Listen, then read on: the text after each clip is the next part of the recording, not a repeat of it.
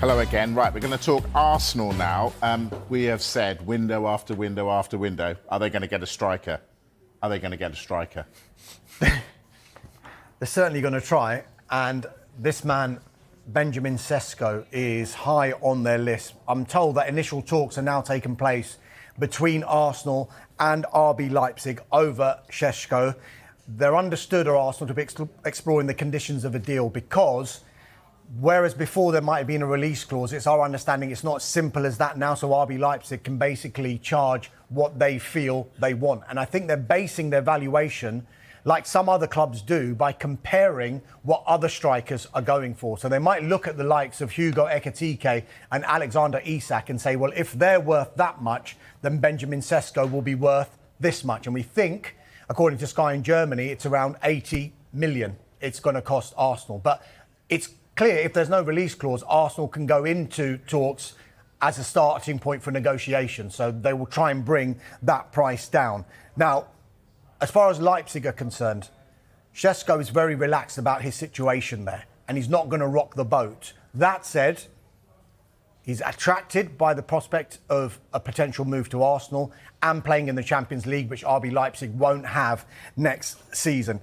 And it's not just him that Arsenal are looking at, because we have been talking for many windows about strikers that they have been interested in.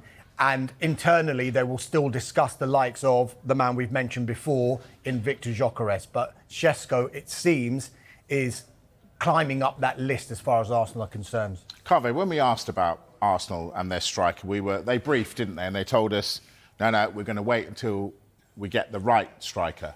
Is Benjamin Sesko for £80 million the right striker? I don't think Arsenal would pay that much for him, and even if they did, it would be in instalments. Potentially, he could be the answer to what they're looking for. He's one of the best young strikers in Europe.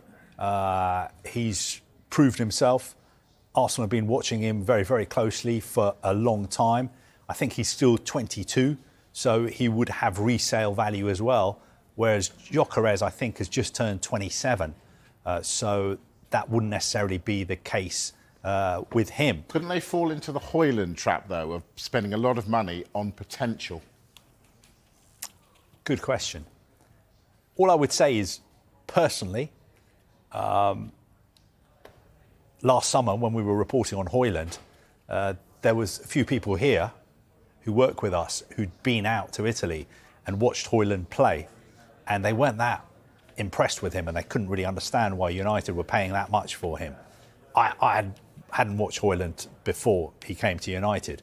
With Sesko, I can say personally I have seen him play. I saw him play last summer for Slovenia against England, and I wasn't that impressed, but only because he didn't do much, because Slovenia were defending for 90 minutes. He did a lot off the ball as well. But from what I've seen and what other people will have watched on clips or watching games in the Bundesliga, he looks like a fantastic young player. And he looks like a player who could really develop working under Teta at Arsenal. And I think if I was an Arsenal fan, I would be very excited about the prospect of him becoming an Arsenal player. I think that's what Carve says there about development.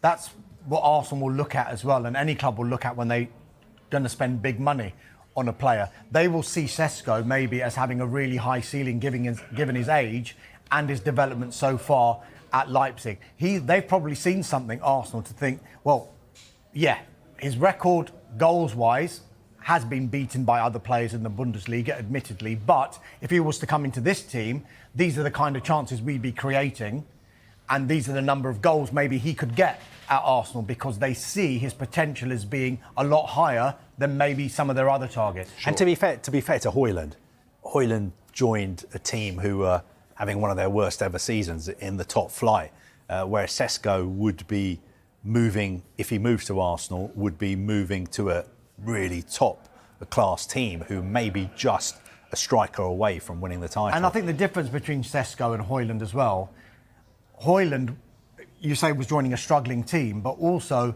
he was expected to lead the line for Manchester United.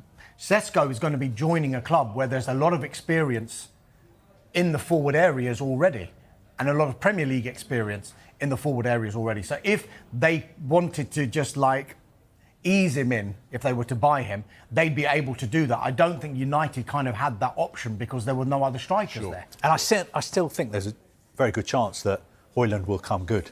He's a very young player. United had a terrible season. He wasn't at his best.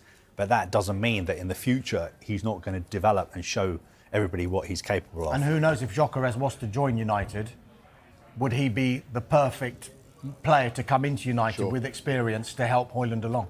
Sure. As you can tell, a lot to talk about with this. We're going to revisit at 7 o'clock. Arsenal, Dharmesh, it feels to me like they are going to be busy this window, in and out. What else is bubbling around there? Martin Zubimendi, that one is still bubbling along. He's expected to have a medical soon, is what I've been told, at Arsenal. Everything about that deal looks like it's done. A £51 million release clause, which Arsenal will pay, and the personal terms have been agreed in principle. So once he gets his medical, it's expected that he will become an Arsenal player. I think they still want to keep Thomas Partey to Arsenal. There have been interest via his representatives from clubs in Saudi and in Europe, because he's a free agent as it stands very, very soon. Come the end of June, he's going to be out of contract at Arsenal. But negotiations are continuing between Arsenal and its representatives about extending that deal, because Arsenal do definitely want to keep him. As far as other forward areas go, we do know that there's an interest, and which has got a lot of Arsenal fans excited, in Real Madrid's Rodrigo. Yeah. Now, as it stands, he's expected to be part of Real Madrid's squad for the FIFA Club World Cup.